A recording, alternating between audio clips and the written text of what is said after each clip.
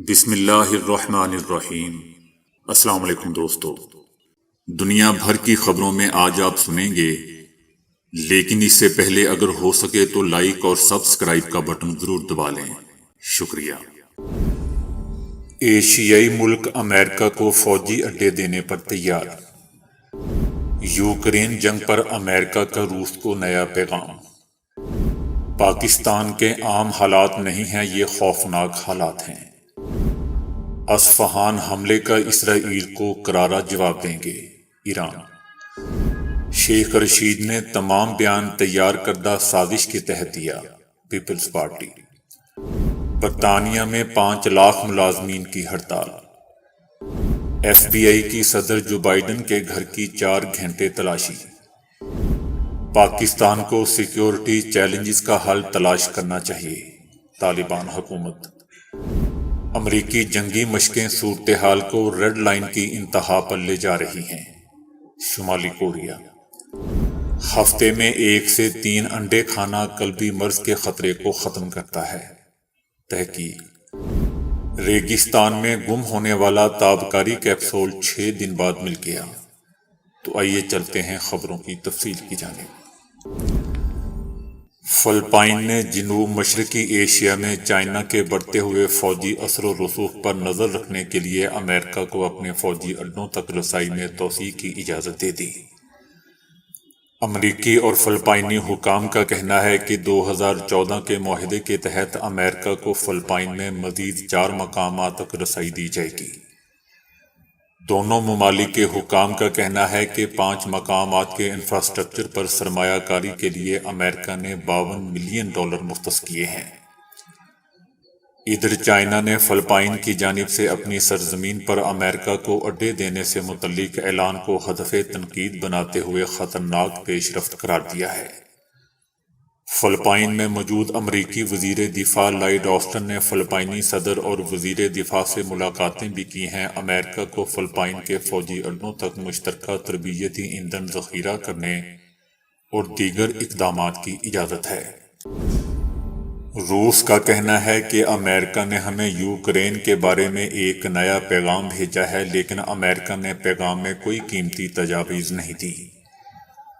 اگرچہ روس موجودہ مسائل کے حل کے لیے امریکہ سے سنجیدہ منصوبہ سننے کے لیے ہمیشہ تیار تھا، لیکن امریکہ کے پیغام میں ایسی معلومات کی کمی تھی۔ اس پیغام میں امریکہ نے ایک بار پھر روس سے کہا ہے کہ وہ اپنی کارروائیاں روک دے، یوکرین سے باہر نکل جائے اور پھر سب کچھ ٹھیک ہو جائے گا۔ دوسری طرف روسی فورسز نے یوکرین کے مشرقی حصے میں پیش قدمی کرتے ہوئے کچھ علاقوں پر بمباری کی ہے۔ روسی افواج نے کچھ پڑوسی علاقوں کو بھی نشانہ بنایا۔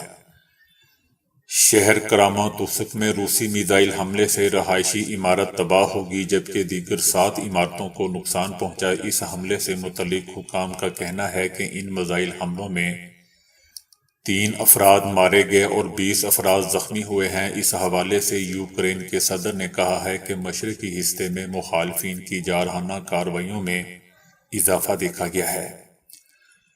یوکرینی صدر کا کہنا ہے کہ یوکرین کے مشرقی حصے میں صورتحال مزید سخت ہو چکی ہے۔ دوستو، یاد رہے کہ 2 دن پہلے روس نے یوکرین کے شہر باغموت کے شمالی مضافات میں ایک گاؤں کا کنٹرول حاصل کرنے کا دعویٰ کیا تھا، تاہم یوکرین کی حکومت سے فوری طور پر اس دعوے پر کوئی رد عمل سامنے نہیں آیا تھا۔ پیٹرول کے حصول کے لیے پاکستان میں لائنوں میں لگے افراد مالی طور پر ایسے لوگوں سے بہتر ہیں جن کے پاس پیٹرول کے حصول کے پیسے ہی نہیں ہیں۔ حال ہی میں ڈان اخبار میں ملک میں ٹیکسٹائل کے شعبے میں 70 لاکھ نوکریاں ختم ہونے کی خبر دی تھی۔ یہ ایک خوفناک تعداد ہے، خاص طور پر جب آپ اس حقیقت پر غور کریں کہ ملک میں ایسے قصبے اور شہر ہیں جن کی پوری معیشت کا انحصار ٹیکسٹائل کی صنعت پر ہے۔ ملوں کی بندش اور ان میں سے کچھ کے مستقبل قریب میں دوبارہ نہ کھلنے کے امکانات کی وجہ سے ان شہروں اور ان میں رہنے والے اور ٹیکسٹائل کے شعبے سے کمانے والے لوگوں کو سخت ترین مشکلات کا سامنا کرنا پڑ رہا ہے۔ پاکستان میں ایک فرد کم از کم 4 یا 5 افراد کے خاندان کی کفالت کرتا ہے۔ اس کا مطلب ہے کہ ملوں کی بندش سے تقریباً 3.5 کروڑ افراد متاثر ہوں گے۔ یہ سوچ کر تکلیف ہوتی ہے کہ ملوں پر انحصار کرنے والے دیگر کاروبار بھی کس طرح متاثر ہوں گے۔ یہ حکومت واضح طور پر اس صنعت کو ترجیح نہیں دے رہی۔ لیٹر آف کریڈٹ کھولنے میں تاخیر کا مطلب ہے کہ درآمد شدہ سامان وقت پر نہیں منگوایا جا سکتا، اور اس کا مطلب ہے کہ ملیں نہیں چلیں گی۔ موجودہ سیاسی سیٹ اپ ان لوگوں کے لیے بہت مایوس کن ہے جو ملک میں استحکام دیکھنا چاہتے ہیں۔ گزشتہ حکومت جسے ڈرامائی طور پر ہٹا دیا گیا تھا اور موجودہ حکومت کے درمیان ایک دوسرے پر الزامات تراشیوں کا کھیل شدید ہوتا جا رہا ہے اور ماحول کو بدستور خراب کر رہا ہے۔ فریقین میں جو چیز مشترک ہے وہ یہ ہے کہ دونوں ہی کے پاس مسائل کا حل نہیں ہے۔ حقیقت یہ ہے کہ چاہے موجودہ حکمران ہوں یا پہلے والے، سب نے ہی بہت قرض لے رکھے ہیں جنہیں اب ادا کرنا ہے۔ بالآخر انتخابات تو ہونے ہی ہیں، لیکن دیگر اداروں کی طرف سے کسی بھی مداخلت کا مطلب یہ ہوگا کہ پھر نتائج کو تسلیم کرنا مشکل ہوگا۔ موجودہ حکومت نہ گیس کی فراہمی برقرار رکھ سکتی ہے اور نہ ہی پانی فراہم کر سکتی ہے، جو کم از کم کراچی میں تو ایک بہت بڑے مافیا کے ہاتھ میں ہے۔ پیٹرول کی قیمتوں میں ہونے والا اضافہ بجلی اور دیگر بنیادی اشیاء کی فراہمی کو تقریباً ناممکن بنا دے گا۔ آگے گرمیاں بھی آنے والی ہیں، اس برس بھی سیلاب اور قحط کا امکان ہے۔ جہاں کبھی بارشیں رحمت ہوا کرتی تھی، اب وہ مزید مصائب کا سبب بنتی ہیں اور دریاؤں کے راستوں میں موجود تمام چیزوں کو تباہ و برباد کر دیتی ہیں۔ جو لوگ ان زمینوں پر آباد ہیں وہ آنے والے وقت کے بارے میں بہت فکر مند ہیں۔ غریب خاموش ہیں کیونکہ ان کی زندگیاں محض بقا کی جنگ بن کر رہ گئی ہیں۔ امیر اپنی شاہانہ شادیوں اور مہندیوں میں بدستور خوش ہیں، جہاں کھانے کو خوب ضائع کیا جاتا ہے۔ حالات بہتر ہونے والے نہیں ہیں، یہ عام حالات نہیں ہیں، یہ واقعی خوفناک حالات ہیں۔ ایران نے وسطی شہر اصفہان کے قریب ایک ملٹری فیکٹری پر ڈرون حملے کا الزام اسرائیل پر عائد کیا ہے۔ ایران نے ایک طویل خفیہ جنگ کی تازہ ترین قسط کے بعد جوابی کارروائی کرنے کا عزم کیا ہے۔ اقوام متحدہ میں ایران کے ایلچی امیر سعید ایروانی نے اقوام متحدہ کو لکھے گئے خط میں کہا کہ ایران کی طرف سے کی گئی ابتدائی تحقیقات کے مطابق ہفتے کی رات کے حملے کی ذمہ داری اسرائیل پر عائد ہوتی ہے۔ اس حوالے سے ایران جواب دینے کا حق محفوظ رکھتا ہے۔ جواب کا وقت اور طریقہ جو ضروری محسوس ہوا اختیار کیا جائے گا۔ اسرائیل کا یہ عمل بین الاقوامی قانون کی خلاف ورزی کرتا ہے۔ یاد رہے دوستو کہ یہ حملہ ایران کی مغرب کے ساتھ بڑھتی ہوئی کشیدگی کے درمیان ہوا ہے۔ دوسری طرف یوکرین کے خلاف جنگ میں ایران کی جانب سے روس کو ڈرونز کی فراہمی پر مغرب ایران کو تنقید کا نشانہ بنا رہا ہے۔ اسرائیل نے بھی طویل عرصے سے ایران کے خلاف فوجی کارروائی کی دھمکی دے رکھی ہے۔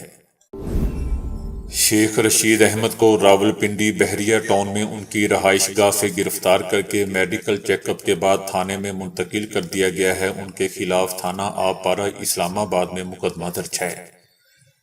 مقدمہ پیپلز پارٹی کی مدیت میں درج کیا گیا ہے۔ ایف آئی آر کے متن میں مدعی کی جانب سے کہا گیا ہے کہ شیخ رشید احمد نے کہا کہ جو عمران خان کو مروانا چاہتا ہے، اس سلسلے میں تمام معلومات موجود ہیں جو وہ بتانے کے لیے تیار ہیں۔ شیخ رشید نے تمام بیان تیار کردہ سازش کے تحت دیا۔ وہ سابق صدر کو بدنام کرنا چاہتا ہے جو پہلے ہی بدنام ہے۔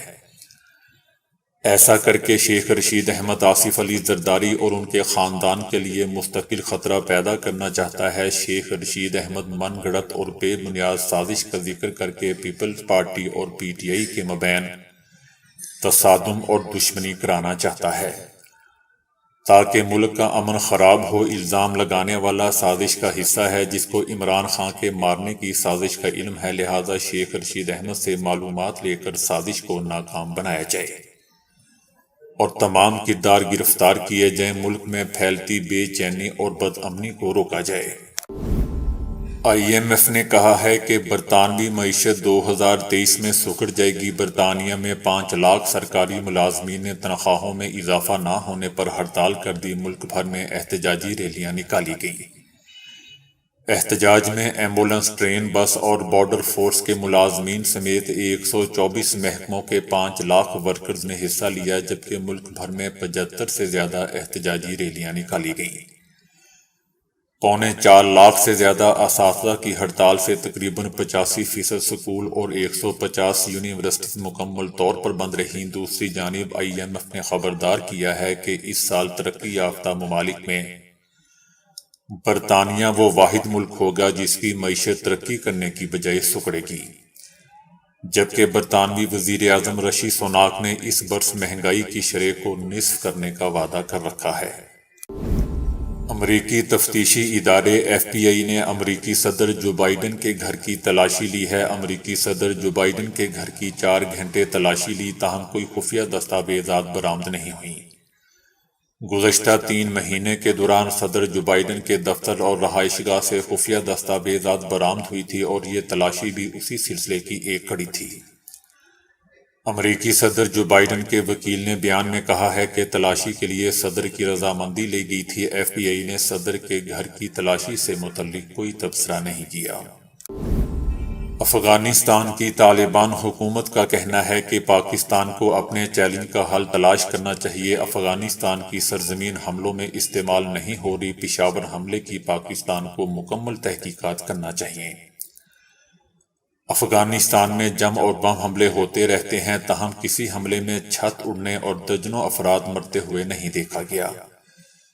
چند روز پہلے دوستو پشاور کی پولیس لائنز میں مسجد میں ایک حملے کے نتیجے میں 100 سے زائد افراد شہید ہوئے تھے اور 200 سے زائد زخمی ہو گئے تھے۔ شمالی کوریا نے خبردار کیا ہے کہ امریکہ کی جنگی مشقیں صورتحال کو ریڈ لائن کی انتہا پر لے جا رہی ہیں۔ امریکہ کی اتحادیوں کے ساتھ مشترکہ جنگی مشقیں ریڈ لائن کی انتہا ہیں، جس سے جزیرہ نما کوریا سنگین جنگ کا شکار خطرے میں تبدیل ہو گیا ہے۔ جب تک امریکہ کے جارحانہ اور مخالفانہ اقدامات جاری رہیں گے، مذاکرات ممکن نہیں۔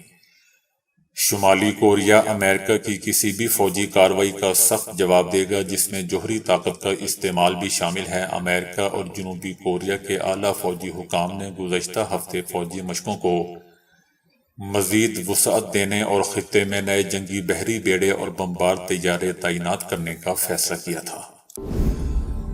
ایک نئی تحقیق کے مطابق ہفتے میں 1 سے 3 انڈے کھانا قلبی مرض میں مبتلا ہونے کے خطرات کو 60% تک کم کر دیتا ہے۔ قلبی مرض ہر اس صورت کو کہا جاتا ہے جو دل یا خون کی شریانوں کو متاثر کرتی ہے، جس میں فالج اور جب شریانیں آکسیجن کی مناسب مقدار کے حامل خون کو دل تک نہیں پہنچاتی شامل ہے۔ ایک تحقیق میں یہ معلوم ہوا ہے کہ وہ افراد جو اس مقدار میں انڈے کھاتے تھے، ان کے قلبی امراض میں مبتلا ہونے کے امکانات 60% کم تھے۔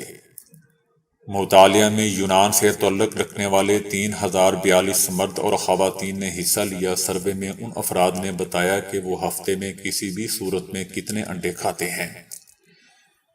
1 دہائی تک جاری رہنے والے مطالعے کے دوران 317 افراد قلبی امراض میں مبتلا ہوئے۔ وہ افراد جنہوں نے ہفتے میں 1 سے کم انڈا کھایا، ان کے قلبی مرض میں مبتلا ہونے کے امکانات 18% تھے، جبکہ وہ افراد جنہوں نے ہفتے کے دوران 1 سے 4 انڈے کھائے تھے، ان کے قلبی مرض میں مبتلا ہونے کے امکانات 9% تھے، اور جنہوں نے ہفتے میں 4 سے 7 انڈے کھائے، ان میں یہ شرح 8% تھی۔ آسٹریلوی ماہرین اس وقت بھوسے کے ڈھیر میں سوئی ڈھونڈنے کی طرح ایک بٹن نما کیپسول کو ریگستان میں تلاش کرتے رہے جس میں انتہائی تابکار مادے سیزیم 137 بھرا ہوا تھا۔ اب یہ 6 روز کی مسلسل محنت کے بعد یہ تابکار کیپسول دوبارہ مل گیا ہے، جو ایک عام سکے سے بھی چھوٹا تھا۔ کیپسول ایک وسیع ریگستانی صحرا سے گزرتے ہوئے کہیں گر گیا تھا، جسے کان کنی کے لیے استعمال کیا جانا تھا۔ ایک کمپنی نے معافی نامے کے ساتھ کہا ہے کہ ان کے ماہرین کیپسول کی تلاش میں دن رات مصروف رہے اور آخر کار وہ مل گیا ہے۔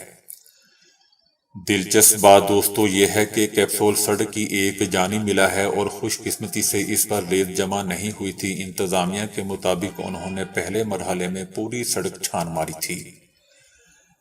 اپنی غیر معمولی تابکاری کی وجہ سے یہ اگلے 300 سال تک قریب آنے والے شخص کے لیے خطرات کی وجہ بن سکتا تھا۔ براہ راست چھو جانے سے جلد جل سکتی ہے، ریڈیائی لہروں سے کئی بیماریاں پیدا ہو سکتی ہیں، اور کینسر کے خطرات بھی موجود ہیں۔ ماہرین کے مطابق اگر کوئی اس کیپسول کے پاس 1 میٹر کے فاصلے پر 1 گھنٹے تک کھڑا رہے تو اسے 1.6 ملی میٹر تابکاری اس میں جذب ہوگی، جو 17 ایکس رے کے بعد جذب ہونے والی شعاعوں کے برابر ہے۔ تاہم ماہرین نے فوری طور پر اسے قبضے میں لے کر شیشے کے بنے ہوئے ایک خاص ڈبے میں رکھا، جو تابکاری جذب کرنے کی غیر معمولی صلاحیت رکھتا ہے۔ تاہم اب بھی دیگر ماہرین اس واقعے پر حیران ہیں، کیونکہ سیزیم 137 کو اٹھانے اور لے جانے کے سخت حفاظتی قوانین ہوتے ہیں، اور انہوں نے اس واقعے کو ایک غفلت قرار دیا۔